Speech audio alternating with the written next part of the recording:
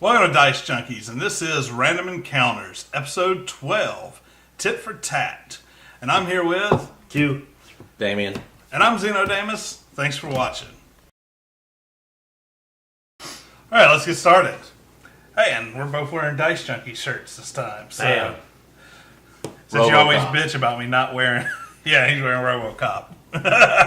No, we could have went for the 3 out of 3. But Yeah. Yeah, we'll work He just on wrap one around his hands. Oh man, Dice Junkie gloves. There you go. Y'all get us some likes so we can afford it. I'm telling you, that'd be cool. All right, we'll throw the list up and let's get started. that. My turn to go first. All right. Roll my big die. Now you guys can see there's no red die. It's right over here being got by the face sucker, Face hugger. face hugger. It has been retired. Yeah. I guess I should use that properly, being Bill Paxton instead. All right, and this is we replaced the number 2 last time with DLC because you guys wanted to talk a little more about DLC. So, bam, we're backing it back. So, Yeah, DLC. DLC. Oh, well. Go ahead. I mean, the main thing we were talking about with DLC last time, I think we were talking about when DLC contains the ending. Yeah. We To were the talking about game. incomplete games last time, but this is more just DLC. I mean, what are your opinions on DLC? Well, there's 2 types of DLC. There's content, and then there's just perks. You got to make that distinction. Personally, I don't mind a couple of perks. Sometimes it's fun to throw down $2-3, get a nice new skin or a gun. And when I like a game, I've been known to do it. Content gets a little bit challenging. We can go back to what we talked about before, like Fallout 4 is a good example. I'll admit that the difference between having a DLC is massive because some of the new generators and water towers you can make change the gameplay so much that I had to go. This game is not the same once you get the DLC. I like DLC that is more spread out, sort of like Skyrim did.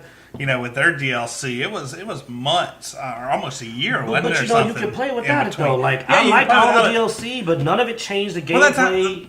But the point is the Too DLC came out late enough. It was obviously this is additional content. This is not something we thought about adding. This is something that after we put the game out there, we got the feel and how people liked it. We came out with, hey, here's this. Hey, here's this. And I've already had a chance to play through the content, and I've gotten my feel without this content. Now I get to add this bit, and I can do it all over again. That's the kind of DLC. I like DLC that does a lot of game-changing stuff. XCOM, the first one. You know, you had the first XCOM, and then you had, what was the DLC? Enemy Within. Enemy Within. Almost completely changed the game. That's the kind of DLC I like. Yeah. You know, where you sort of get a fresh perspective of a game that you've already put time into. You know, you get to something new. Yeah, I'm pretty much the same way on that. The DLCs that I don't like are the ones like the DLC where they just add new characters and it's like you get like 6 DLC, but each one of them's a new character. I don't like that. That's not I like, DLC. That's fucking well, mini no, transactions to me. they tag it as DLC. So They do. That's what that is. But like with XCOM 2, you know, or XCOM, I really enjoyed that DLC. You know, you got mechs and stuff added to it. Well, yeah. But you, in Well, a see, the way, cool you thing had about- to start the game Yeah. over. The cool thing about XCOM, though, and Skyrim and stuff like that, you don't need that crap DLC that's just costumes and stuff like that because they actually open the game up and people can create that stuff. And it's free. Yeah. You know, and that's the way I think something- skins and all that cosmetic stuff should be. I think more games should support modding, support people being able to put all these skins and stuff. Because I tell you what, I played Skyrim a lot more and I played Fallout a lot more because I could mod them. Yeah. Oh, I'm gonna tell you something, guys. I own every copy of the Shadowruns games that came out. Shadowrun Return, Shadowrun Hong Kong, Shadowrun Dragonfall. Let me tell you why I bought them. All 3 main campaigns, bleh. Yeah. But some of the modded content was fun. And Yeah, there I was mean, some I really literally good. bought the latest one because the new models looked better, and I wanted to see what people were going to do. And I was like, ooh. Yeah. I actually bought the game going like, ooh, I wonder how they're going to mod this. I played like 3 or 4 hours of the main campaign and immediately just went for the mods. Yeah. And started downloading the Any content. game that can be modded, I'm into that. Yes. I am into that because, you know, like, and I was going to touch on this. XCOM 2, they had 3 or 4 DLC. I think it was 3 DLC. It was Anarchy's Children and then Alien Hunter DLC and then some survival pack or whatever. Yeah. They could have not done those and just said, here's the game, mod it. Yeah. Which you can mod XCOM 2. It's still moddable, just like the original XCOM. Yeah. You know, but the stuff that they came up with was just horrible. Yeah. XCOM 2 was disappointed in the DLC that came after. Which I'm working on doing a new review on that anyway, and that will be coming out soon. Yeah. Let me get us a current game in here before we get off the subject. I want to bring up a special one. What does he mean current? Resident Evil 7. It just came out. As somebody who's been following this game very closely, what they did with the DLC was well done. They put out DLC that added more story. So you're telling me that Resident Evil 7 already has DLC? Yeah. It came out last month, man. No, that is not good DLC. Fuck them, man. That's money grubbing bullshit. Well, what I like about it though is what they put in was not necessary to have to complete the game. You weren't missing a lot if you didn't get it. But each one of it was some fun new way to play the game. Yeah, man, but you know what we called that when I was younger? When I was buying a lot of games on my consoles, we called that part of the fucking game. I will admit that putting out 4 or 5 pieces of DLC, or more actually, possibly, in less than a month implies that you just cut that out of the game and added it back in. So, yeah, you're right. I like what they put in the game, but looking back on it, that probably could have already been in there. Yeah. So I'll concede the point on that. All right, let's Yeah, because this is definitely a hot topic. Yeah. I think we want to leave that one on the list. 7. Lucky number 7. Aggressive GMs. I don't know what you're talking You're about. you're going to spell that right when you put it up, right? Or is that spelled right? No, it has 2 G's. That's what I thought. Well, it's been spelled wrong on multiple episodes then because I just copy and paste this, man. We should replace it with lazy GMs. You saw nothing.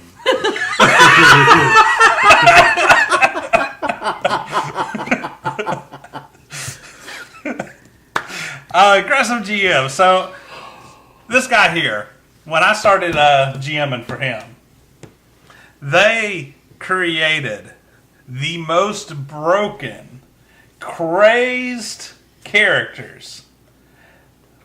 I will punch you. And you admitted it. Now, these characters that they created, and the reason, their excuse was aggressive GMs. We built for survival because new GMs have came at us so hard trying to wipe the party that the one time we didn't do it, we had just like a session 1 party wipe. And experienced gamers are not supposed to have that happen often. But there are some GMs that come at you that hardcore. Now, here's my thing. I mean, I don't mind necessarily aggressive GMs. Like, sometimes aggressive GMs If they can be identify fun. themselves, they can be fun to play under. I love it when he's like, I'm going to kill you. And it's like, you're going to try. But it's hard when a group is already jaded and you're coming in and you're as a new GM to this group and they're already like... Do you remember who was trying idea to before build you, up though? the walls? No, I know. Mr. I killed your favorite character on your birthday. I know. But... Real line. You know, so if you're an aggressive GM, be upfront about it. Let them know. So when some non-aggressive GM comes in and they say, no, I'm not aggressive, then they go, okay, if he was aggressive, he'd tell us. That's my piece on that, you know. I mean, we had one that was back when I used to game with another group before you guys. I had a group that I joined. The GM was very aggressive. You know, and I'm talking to the group afterwards, and I didn't mean to do it. I felt horrible about it. But I basically stole his group because I was like, yeah, I would have done this, and I would have done this. And they're like, can you run for us? Because they thought that the aggressiveness was all, because that's all they ever had. Well, we need to say this. First of all, before any of you aggressive GMs, because they're also little control freak titty babies out there start freaking, all 3 of us are GMs. In fact, we GM more than we play. Yeah. So we can talk on the subject, and one of the things is that there's nothing wrong with looking at your party. Like Mr. Damon here, he runs World of Darkness. He has looked at me and said, in my game, things go my way, It's dangerous. And if you're stupid, you're gonna die. I respect him. I'm looking forward to trying it out. Just because he said that. Tell your players if you're a hardcore DM. We'll even change it. Make it sound nicer. Say, I'm hardcore. I expect experienced play.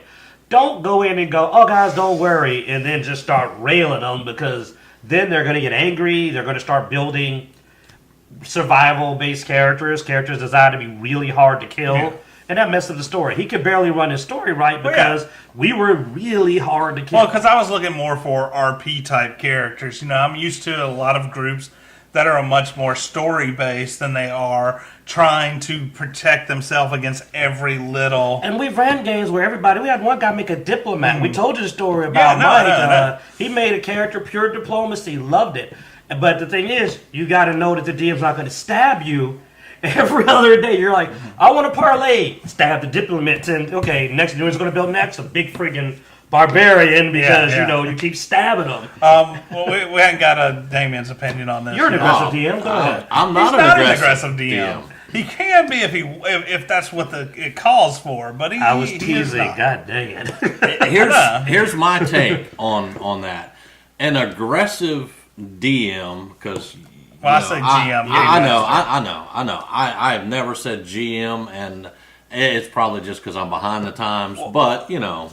I'll explain that to you at some other time. Yeah. Basically, it's the difference between Dungeon Master and Game Master. Yeah. Dungeon Master was originally just Dungeons and Dragons. Yeah. We're showing our age with DM. Yeah. Well, I mean, I am showing my age. But I've never been one of those that would just set out to kill a party. Mm-hmm. I don't believe in it. I think anybody that does that needs, to go sit in the back and shut the fuck up. Yeah.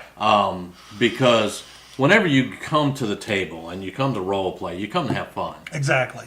You don't come to have your fucking brain just ripped out of your skull because you're trying to play a game and this DM wants to kill everybody. You also devalue your character. Exactly. And I also do not create a game world for my people just to kill them. No. That's a lot of work on my part just to turn around and kill somebody. Well, I mean, my way of GMing is I like for the characters to do more of the world creation than I do, honestly. Well, the way I always do it, or the way I've always said it, is I create the world and you tell the story. Yeah. And that's how that goes. Now, if you come into my game and you're a total asshole, you're going to die. Well, no, and I've always had that rule. If you do something stupid, you're going to die, Well, there you go. Next subject, we'll do stupid players. It will be fair. We have chaotic stupid on there. Oh, that is stupid players, yeah. But back on the point, I don't mean to cut you off, but with GMing... Oh, all right, you got more to say? I can say all kinds of stuff, but go ahead, man. Go ahead. But I just don't want us to get sidetracked because we're getting into game worlds. Basically, the key when you're GMing is to remember that it isn't completely your right to set your difficulty level, but it's also you need to let your players know what they're dealing with. That's all it is. Because you'll be surprised. You can tell players this is going to be dangerous as heck, and players will get excited to play it. Because to me, I love the idea of, can I keep my character alive? Can I outlast my party? Can I be the last corpse? Here's the thing. I like my players to have that fear of death. Well, yeah, you I'm not saying resisting. I've killed a lot of players. But it's not the fact that I want to come in there and just kill everybody because I'm an asshole. I want them to think about what they're going to do before they do it because it could kill them. Oh yeah, another aggressive that we forgot about the other meaning of aggressive. Also, don't be an ass. Talk to your players. If a player asks you a question and they're not trying to disrupt your game, answer them. Yeah. Another way of aggression is that I know DMs that you can't talk to them. Well, they don't want to hear it. And that comes from another thing. That comes a lot from aggressive players. When a DM does make a call and says, this is it, the player needs to be able to accept that. And I think some of the DMs have gotten jaded because of that. So you also have aggressive players, but that's a whole other topic. Yeah, that's a whole other topic. We'll probably add that. Aggressive players. There we go. Yeah. All All right. So I believe it's me. Yeah. Yep. That's what we just rolled. Magic number 7. All right, let's see what we got. 15. Oldest game you still revisit. Oh, give me a moment. Now I got to go back because I've got a list. Baldur's Gate. Baldur's Gate? Okay. Yep. Well, now Holy crap, you got me beat on that one, brother. aren't the XCOM games you play older than Baldur's Gate? Or? I haven't really touched them in a year or so. Oh, okay. But I mean, I play the original Yeah. XCOM. That's 19. I've touched Baldur's Gate recently myself. I mean, I've got the enhanced edition though, so Mm-hmm. it's not quite. Yeah. But yeah, I mean, you know, the original XCOM. Jesus, that's 96. something like that. Something like that. Yeah. I mean, I played it last year, but I more when the Enemy Within was real big. I was all over that. But I mean, Baldur's Gate to me, no matter how old it is, you can always go back to that. I mean, you know, I love being able to build those characters up and I played it in the last year. Play Yeah. those, and the enhanced is okay, but it took me a little bit to get into it actually. Yeah, that sort of makes me question now mine because it's like Baldur's Gate's one I go back to and I go back to and I go back to. But I have been revisiting some older games recently, but I don't know if it will be a continual thing. But I did recently go back and I started playing some of the old Dragon Quest You got me games. beat there too then. So I've been enjoying playing those again, as well as I started playing Final Fantasy Tactics. Oh recently. yes. And I've been really enjoying that one. If that would playing Final Fantasy if Tactics that would come again. out on Steam, you motherfuckers would never see me again. I could play it. Yeah, I got it on my Android. Now you're a jerk because I was going to go with the game I actually really go back to frequently. I guess Final Fantasy Tactics would have to be mine because that's the one I will go back and keep going back and forth. I do too, but the game that I know I put the most work into going back to, as in I actually went and borrowed an old Nintendo to play. Was it Super Nintendo? I'm trying to remember. But it's not as old as y'all games, but Final Fantasy 2. Or Japanese Final Fantasy 4. That's the one with Cecil. That one is Kane, good. Rosa. That was the first game that I sat down in front of, played, and said, this is like a fucking movie or a novel. Like the characters, the story, the conflict. And I could sit down and play that game. Like I was about to download on Steam. They did a remaster. Yeah. I've been eyeballing it because Yeah, I bought it. I can play it over and over. I can play it once a year till I'm a corpse. It's a really good one. It is. But I will admit, Tactics. But Tactics is the one I think But Tactics, I go back because it's fun. Yeah. Final Fantasy 2, I go back because the story is like a good book. It never gets Well, old. and that's why like the Dragon Quest and the Final Fantasy, I go back every once in a while because I want to refresh myself in the story. Yeah. Not just because of the gameplay. Now Tactics, I go back because it was just awesome gameplay. It was really, you know. I'm sitting here now going like, I haven't played a monk in a while. Blade Grasp. The only way I could play it is on my PS1. Hey Google, roll me a Sorry, D20. something went wrong. Try again in a few seconds. Oh boy, did the internet go down? I think that's the equivalent of rolling a 1 on Google. I know. Hey Google, roll me a D20. Something went wrong. Try again in a few seconds. That's your usual luck with ladies, huh? I know. All right, Quinn, you're gonna have to take the place of Google. Okay, go ahead and say it. Huh? Say what? Hey Q, Oh, roll me a D20. There you go.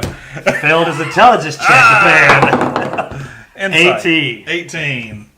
All right, let's see. 18 is tits for subs. Oh boy. Yeah, we're just taking a peek at those a while. Yeah. YouTube's wanna a little see if more you can get on some the subs subject. for us. You know, you can show a little. They don't want to see my tits. The covered in around your hair. shirts. It's like ooh, black.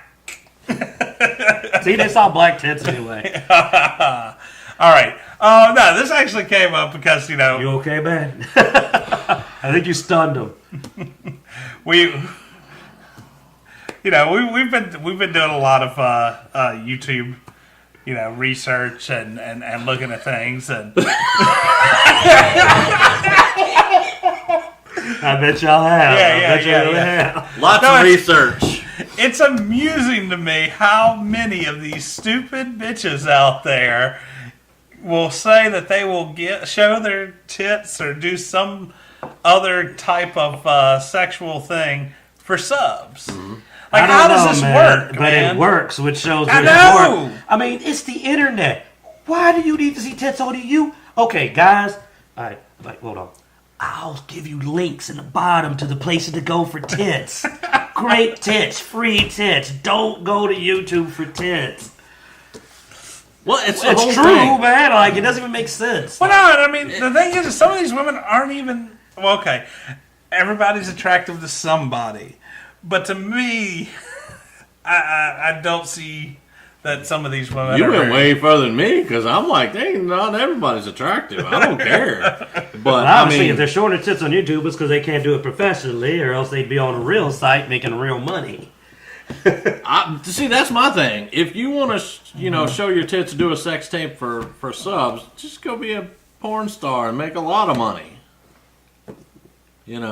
Instead of trying to get subs, I mean, how many views you take to get a buck? And there was something a good trade out. Yeah. There was something, and I'm not going to mention any names because I don't remember the names honestly. But there was a person that said she would do a sex tape if she got 1 million subs.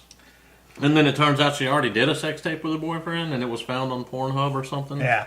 And she was going to do a sex tape with her. I think it was her and her boyfriend each had 1 million subs, right? Something like that, maybe. Something like that. I don't remember all the specifics because I was just like, Jesus. But I mean, I'm subscribed to like Markiplier and Septicon. I don't know any of this. Yeah. But she went from like 5,000 subs to 500,000 I mean, that particular one we were watching, I watched Philip DeFranco for his news updates and stuff. Okay. And he was talking about it. And that's what got us on the subject a while back, and I added it to here. Because I was like, it is that people are actually like subscribing. Just on the flip side, they're probably unsubscribing after they see him. So that also, I don't know. She went from like 5K to 500K, and they're still climbing. And they're all like, hey, whatever, man, we like it. Subscription is free. And I mean, some of them have been able to keep their subs after they reached whatever goal it was. Well, I mean, dude, you can sub a channel and then go. Yeah, but don't notify me when this person posts, Never watch the videos after that. And I mean, if you really want to see their tits that bad, you just go back every so often and, no, not quite 1 million yet. Yeah. But no, I don't see the point in it. Like you said, there's plenty of places to see if that's what you want to do. And then something else that bugs me about that is they're doing their videos. You can also just go out to a bar. There's women that will do it without having to have that monitor in the way. Take Mardi Gras beads with you anywhere. You can see some tits. That may be something here closer to the New Orleans area than everywhere. I don't know. Depends on how drunk they are in the bar. I think we can pull it locally. Do Mardi Gras beads work, like in... I'm not saying here. Like I said, we're still pretty close to New Orleans. But, like, you go up to New York. I don't think Mardi Gras beads would work in New York. Well, I don't know. New York, you just give them a 20 up there. Here's a 20. I'd like to see your tits. $20. That works everywhere. Jackass, walk off.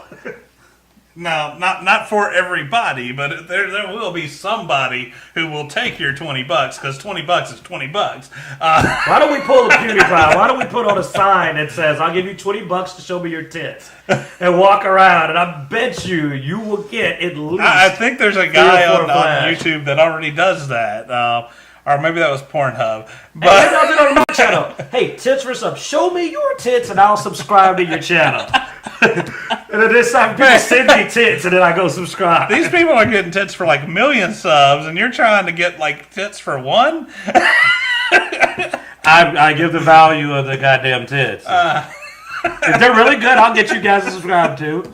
Dude, this is compared to free tits of my choice. All right. You're in a tough field. All right, I think we've had enough tits for this episode. Yep, tit for tat. Tit for tat. There you go. We got the episode title.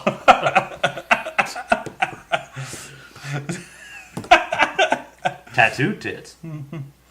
We'll have to spell it TITT for T, because I don't know having TIT will be flag us or not. Yeah. But, yeah, that works. That's a good title. Hey, guys, thanks for watching. And subscribe, and I won't show you my titties.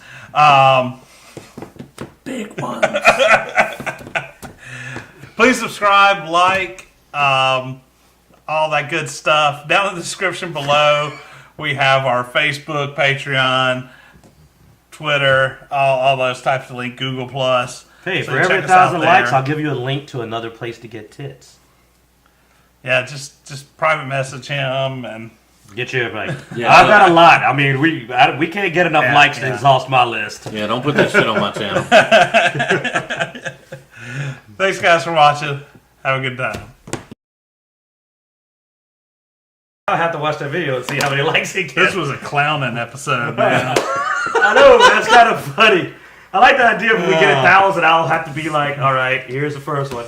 Hey, I'll get them in the ones they don't even know about. I don't think we've clowned that much enough. Dude, the moment everybody just cracked up, it's like, we've done a lot of research. And everybody just started dying. I was like, okay. But you know what? I think this is going to be the best episode in a while. All right, let's get a title. Started trying to be up. all serious. Huh? Let's get a title up.